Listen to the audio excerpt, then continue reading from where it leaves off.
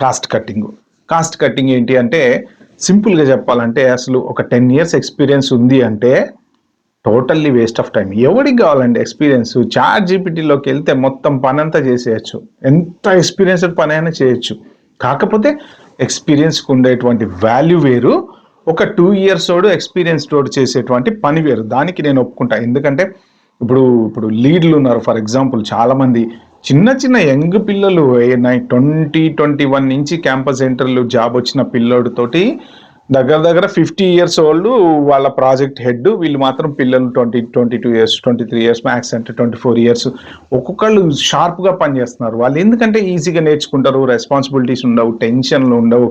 So వీళ్ళు టక pickup చేసుకుంటారు. అదే ఒక 45+ ఉన్నోడు, 40 ఫర్ ఎగ్జాంపుల్ తీసుకుంటే ఫ్యామిలీ లేకపోతే హౌస్ రెస్పాన్సిబిలిటీస్, ఈఎంఐలు మైండ్లో తిరుగుతూ ఉంటాయి. పొద్దున్న లేస్తే ఈఎంఐ కట్టాలి, కార్ లోన్ కట్టాలి, లేకపోతే పిల్లలు స్కూల్ ఫీజు కట్టాలి. ఇవన్నీ తిరిగేటప్పుడు ఏంటంటే టెక్నాలజీ తోటి కొంత ఫాస్ట్గా మూవ్ అవ్వలేం.